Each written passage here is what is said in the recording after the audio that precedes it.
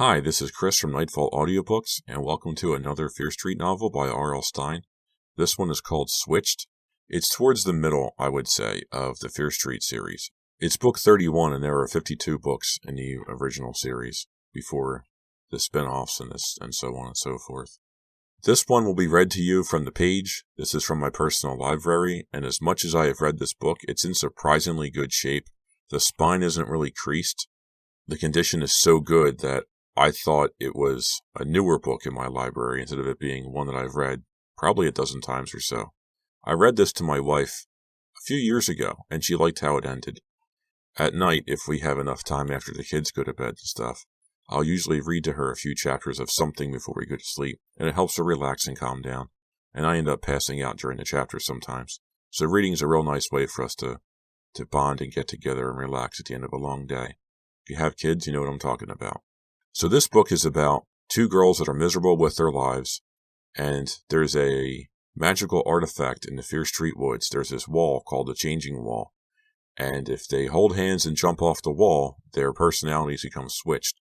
Two people can switch lives and live in different bodies for a short period of time, or until they decide to jump over the wall again. It's a really cool concept.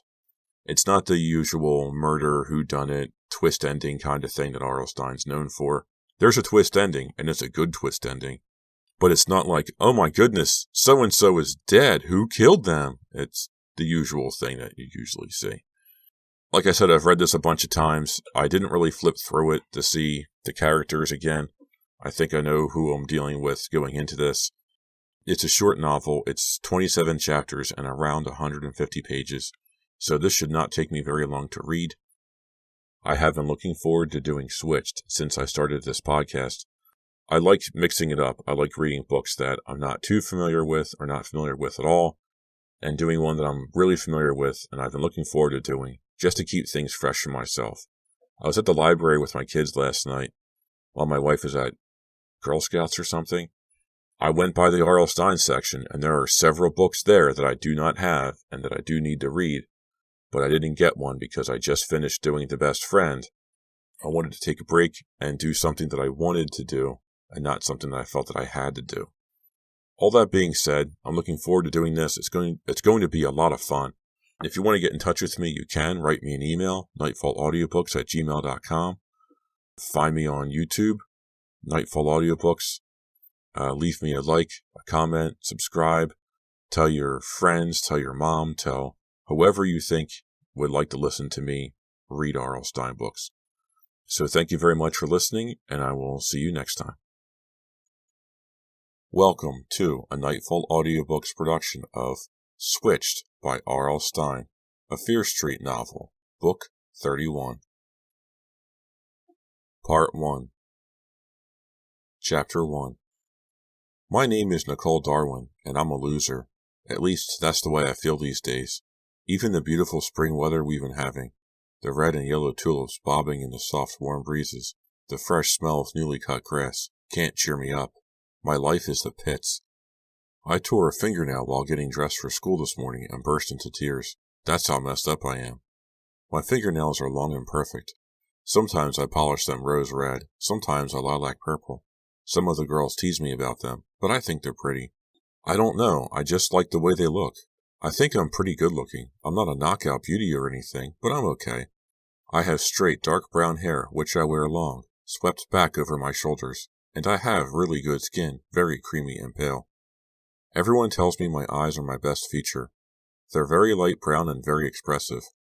My boyfriend David says my eyes are mysterious. He says he can stare right into them and not have a single clue about what I'm thinking. David is right about that. He usually doesn't have a clue about what I'm thinking. He's a nice guy, but he mostly thinks about himself. Besides, how could he know what I'm thinking? I always have such weird thoughts. I wonder if everyone has weird thoughts like me. Mom says I'd be beautiful if I'd smile more. She says that my hangdog expression pulls down my whole face. She also thinks I should cut my hair short. Why do you need so much hair? She asks, shaking her head. Her hair is cropped nearly as short as a man's. Think of all the hours you spend washing it and caring for it. Mom is full of advice. Sometimes she can be a real pain. She'll see that I'm unhappy, that I'm depressed about something, but that doesn't stop her from unloading more advice. Does she really think I want to be just like her? She and Dad are so boring. It's pitiful to watch them at the dinner table every night, struggling to think of something to say to each other. When I get married, I hope I don't sit around talking about how hot it is outside and whether or not to buy a new kind of weed killer. It's so depressing. My parents are always in my face. I'm not the only one who notices it. My friends at Shadyside High agree with me. They all have a lot more freedom than I do. They can take the car and drive around at night and visit friends and stuff. They don't have to tell their parents everywhere they'll be going and when they'll be back the way I do. After all, we're seniors. We're practically adults. I don't see why I have to call and check in with my parents if I'm away for more than a couple of hours, or if I'm going to be later than I said. I can take care of myself. They've got to learn to give me some space. I could go on and on about Mom and Dad, but they're not the only reason I've been feeling really messed up these days. I've had a few problems in school. I don't know if it's spring fever or what. I should have written my biology report, but I didn't. Mr. Frost made such a big deal of it. He made me feel like a criminal, like I'd killed someone or something. He called me in after school for one of our private chats. That's what he calls them. He and I have had several chats. But I don't know how you can call it a chat if it's just one person giving another person a hard time. You should have written your paper, Nicole. That's how Mr. Frost started the chat. I call him Frosty because he's big and round like a snowman. You should have written your paper, Nicole. I know, I replied, trying not to yawn in his face. He waved a chubby hand, brushing away a fly that kept circling his face. First fly of spring, I thought. Why didn't you write it? He demanded. He spoke in a soft, gentle voice that got softer the angrier he became.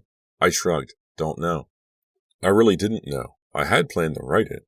I even did most of the research. I just never got around to it. You have to have some kind of excuse, Nicole, Frosty said, his voice growing even quieter. I glanced out the window. The guys on the Tigers baseball team were doing warm-up drills on the practice field. Clouds lifted away from the sun, and the room filled with light. I don't really have an excuse, I confessed. We were both standing. He leaned his back against the chalkboard behind his desk. I stood on the other side of the desk, my arms crossed. I wore a black tank top and black denim jeans, black to match my mood. The night before, I'd thought about painting my nails black, but I was on the phone for an hour with my best friend, Lucy Kramer, and I didn't get around to it. Well, what are we going to do about this? Mr. Frost asked softly. I don't want to fail you, Nicole. It would keep you from graduating. Those words woke me up. No way I wasn't graduating this spring. I was counting the days till I was out of there. Maybe I could hand it in late, I suggested.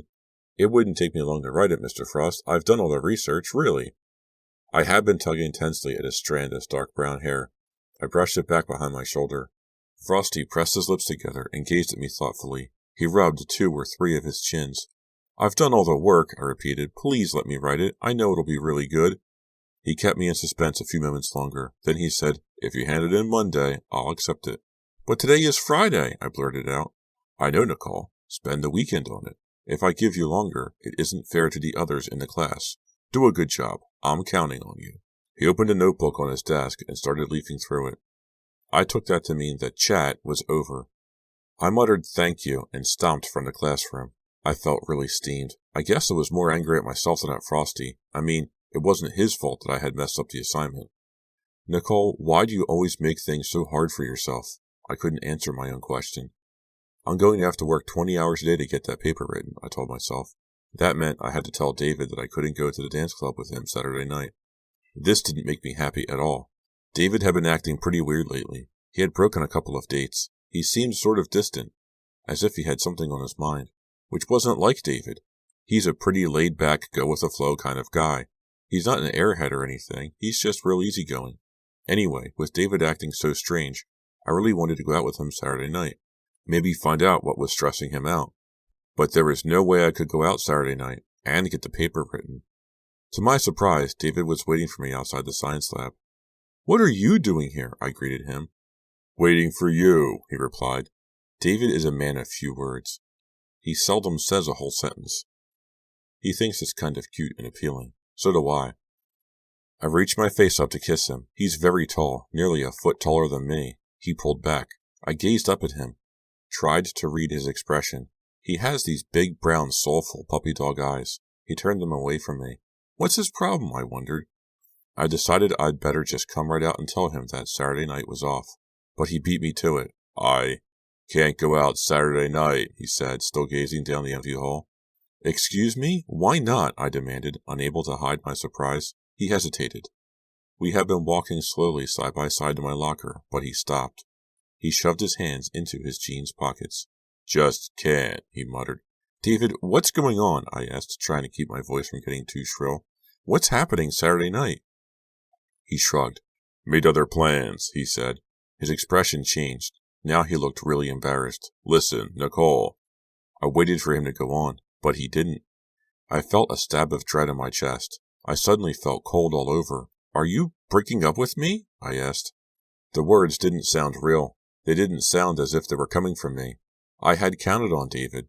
Things had been tough for me, real tough. I needed David. I needed him to keep me on a steady course. I was so depressed, so low. I didn't need more bad news. "Well, are you?" I demanded. He nodded. Those brown, soulful eyes locked on mine. "Yeah, I guess." "But why?" I cried. I couldn't keep my cool. I was just so shocked. "It's too much," he answered. Typical David answer. What did that mean? I grabbed his arm. "I don't get it," I said. "At least tell me why, David. I really don't get it." "It's just too much," he repeated. I saw that my fingernails were digging into his skin. He pulled out of my grasp. He backed away. "David!" I cried. "Listen, I'll call you later or something," he said. He started backing down the long hall.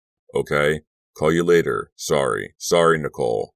He turned and hurried away, taking long strides. He didn't glance back. I stood staring at him until he disappeared around the corner. A few seconds later, I heard the front door to the school slam. I realized I was trembling. I walked over to my locker and tried to open the combination lock, but my hand was shaking and my eyes were blurred with hot tears. I couldn't see the numbers. Why didn't he explain? I wondered. "It's just too much." What did that mean? What was he trying to say? After several tries, I managed to unfasten the lock and pull the door open. I wanted to check the calendar hanging on my locker door. I wanted to see if it was Friday the 13th. No, it was the 12th. Still, my unlucky day. With a sigh, I bent down and stuffed books and notebooks into my backpack. I couldn't really see what I was taking. I didn't care. I have to get out of this building, I told myself. If I don't, I'll suffocate. I really will. I slammed the locker door shut, hoisted the backpack over one shoulder, and hurried down the hall. 2 teachers came around the corner, laughing about something. They stopped laughing when they saw me. I guess they caught the unhappy expression on my face. "Nicole, are you okay?" one of them called. "Yeah, just fine," I shouted. I pushed open the front door and stepped out of the school. The air smelled fresh and sweet. A dogwood tree in front of the building was in full bloom, covered in dazzling white blossoms. I turned my eyes to the street. A red and white Shadyside City bus pulled away from the corner. 2 kids from the middle school whirled along the sidewalk on rollerblades. I didn't see anyone I knew. My friends had all gone home or to their after-school jobs by now. Mom is probably wondering why I'm late, I thought bitterly. I could hear her voice now. "Nicole, if you know you have to stay after school, why didn't you call and tell me?" "I have no life at all." I started down the steps when I saw Lucy coming toward me. She gave me a friendly wave. I hurried to greet her. Lucy and I have been best friends since we were in preschool. Lucy has straight blonde hair, but hers is shorter than mine, and she usually pulls it back in a ponytail. She has green eyes, a tiny upturned nose, and a very sweet smile. I guess you'd say she was more cute than pretty. I ran up to her and hugged her. I was suddenly overcome with emotion. "Lucy, it's been such a horrible day," I blurted out. Hot tears ran down my cheeks. Lucy was so understanding, so smart, and she knew me so well. We had no secrets from each other, none at all. It was wonderful to have one special friend I could always trust. "My life, it's all falling apart today," I told her. "Everything. I just feel so out of control, so miserable." "My life, too," Lucy whispered back. "Such a bad time." "Me too, Nicole. Me too." I let go of her and took a step back. I wiped the tears from my cheeks with both hands and stared at her in surprise. "You too?" I choked out. "You're having a bad time too?" She nodded. Then her eyes flashed like green fire. "But I have an idea," she whispered. "I know what we can do." "An idea?" I repeated, staring back at her. "Lucy, what kind of idea?" Her eyes lit up again. Her face glowed with excitement. "Let's switch bodies," she said. Chapter 2. I followed Lucy to Fear Street. I felt a tingling excitement as we walked. I felt charged, as if an electrical current circled my body. Was she serious? Did she mean it? Were we really going to switch bodies? The ground grew dark, then light again as clouds rolled rapidly over the sky, blocking the sunlight, then allowing it to beam down again. The changing light gave everything an unreal feeling. I told Lucy about my day, about my unhappiness, about David and Mr. Frost and the science report, about my parents smothering me, not letting me breathe. She nodded, understanding. She didn't need to reply. She wore a short black skirt over pale yellow tights. Her yellow sleeveless t-shirt revealed her slender, winter-pale arms. Our shoes crackled over dry, dead leaves from the winter. The sun faded and the old trees over Fear Street darkened. Then they flared brightly again, like someone turning the brightness control on the TV. I shuddered as we stopped to stare up at the old Simon Fear mansion. I'd heard so many creepy stories about the burned-out old house, about this street. "Why don't they just tear it down?" Lucy demanded, squinting through the now bright sunlight. "It's such an eyesore." "Maybe they're afraid to," I replied in a hushed voice. I gazed across the street at the old cemetery with its ancient, crooked gravestones jutting up from the ground like broken teeth. Beyond the cemetery stretched the Fear Street woods. Ancient maple and birch trees, unfurling their fresh spring leaves, reached over the street, tangling together like dozens of arms. As I followed Lucy into the woods, the old trees formed a tall arch over our heads, nearly shutting out all the sunlight, covering the woods in grays and dark blues, dark as evening. "Where are we going?" I asked breathlessly. Lucy seemed to know the way. She kicked brambles away, leaning forward as she walked, following an invisible path. "Lucy, wait up!" I called, stepping around a deep, marshy puddle. "Hey, Lucy, wait!" I caught up with her near a fallen, moss-covered tree. She stared down, and I followed her gaze. Thousands of tiny white insects swarmed over the green moss. "Yuck!" I murmured. "How gross!" Lucy nodded. She wiped her forehead with the back of her hand. It wasn't a really hot day, but we were both perspiring. "Where are we going?" I repeated my question. Lucy pointed past a fallen tree. "It's right up there, I think." "What is?" I demanded. "Why are you being so mysterious?" She grinned at me. "It's a mysterious place." She took my hand. My hand was cold. Hers felt hot and damp. "Stop asking so many questions," she scolded. "Follow me." She tugged me over the moss-covered tree. I imagined the thousands of white insects crawling over me. The thought made me shudder. "Are we really going to do it?" I asked her. "Are we really going to switch bodies?" She narrowed her eyes at me, with that cute button nose and her delicate features. She looked 12 instead of 17. "You want to do it, don't you?" she asked softly. I nodded, thinking about my parents, my schoolwork, about David, about my messed up life. Yes, I wanted to get away from myself. I wanted to get as far away from myself as I could. Yes, yes, yes. I wanted to trade places with Lucy. I wanted to trade lives, for a while anyway. Lucy didn't have an easy life. Her parents battled like wild animals in a zoo. They were so wrapped up in their own problems they hardly paid any attention to Lucy. But I would like that, I decided. I liked that a lot. Yes, let's trade, I thought. Lucy didn't have it easy, but her life was better than mine. And she had Kent. Kent Borden was such a great guy, so smart, so funny. Even though Lucy was my best friend, I'd often wondered what it would be like to go out with Kent instead of David. Now I'll find out, I thought. Lucy and I will switch bodies, and I'll find out what it's like to be with Kent. Such sick, strange thoughts. The light became grayer, the air heavier as we moved deeper into the woods. Our shoes crunched over the blanket of dead leaves that covered the ground. "I think it's right up there," Lucy said, stopping to pull a white burr from her hair. "Ouch, it's prickly!" She tossed it to the ground. A bird uttered a long, loud cry somewhere above our heads. It was such a sad wail and made me stop. "It sounds so human," I told Lucy, "like a human crying." The sound repeated. I hesitated, chilled by the strange, mournful sound. Lucy's expression grew solemn. "Don't chicken out," she scolded. "Don't chicken out now. You want to do this, Nicole. You know you do." I gazed at her, surprised by her sudden seriousness. "I'm coming with you," I said softly. "I'm not chickening out." The bird wailed above our heads as we made our way through a tangle of scrub pine. Just beyond the shrubs stretched a long stone wall.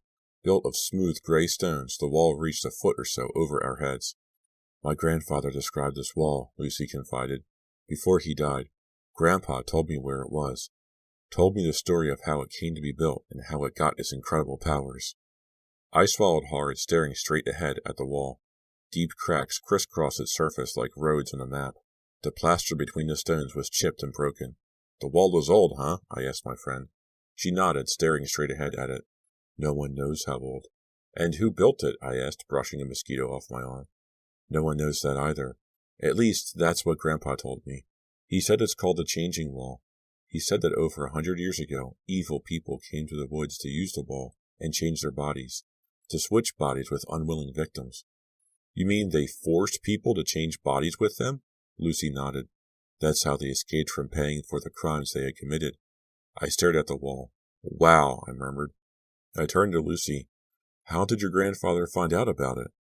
From the old caretaker at the Fear Street Cemetery, Lucy replied. The caretaker lived in a cottage in the woods behind the cemetery. He knew all the old stories and legends, horror stories mostly, of what went on in the woods. He would never repeat the stories until one day many years ago. On that day, he told my grandfather the secret of the Changing Wall. Lucy ran her hand gingerly over a smooth gray stone on the wall. As she touched it, the sky grew even darker. A deep gray settled around us. It seemed as if her touching the wall had made the world grow darker. But, of course, that was only my twisted imagination. I reached up my hand to touch the wall, but slowly drew it back. Lucy snickered. It's only stones and plaster, Nicole. It won't bite you. How does it work? I stammered. My chest suddenly felt fluttery. I realized I was very frightened. Grandpa explained it all. It's really so simple, Lucy replied. We climb up on the wall. We hold hands. We jump off, down to the other side. And when we land on the other side of the wall. When we land, we're switched, I interrupted.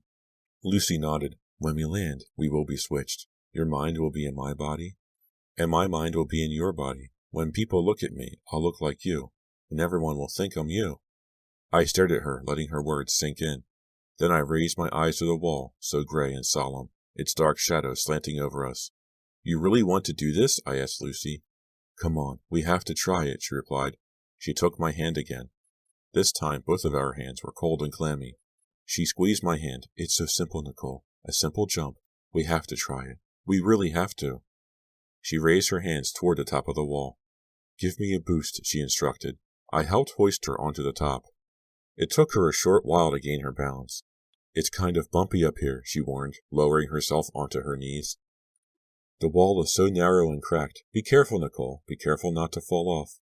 She reached down both hands to help pull me to the top. I hesitated.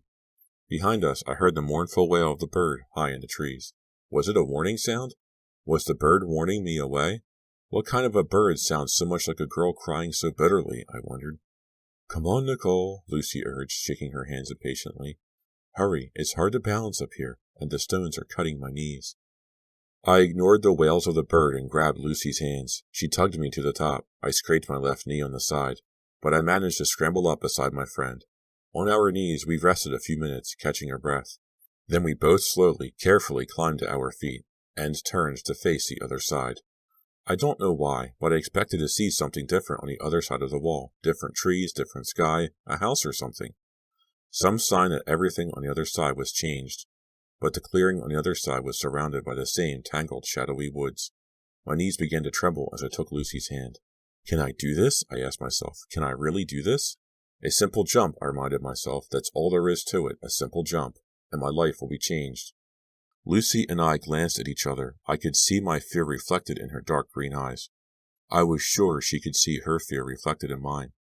It was as if we had traded our frightened feelings even before we leapt off the wall together, as if the switch had already begun.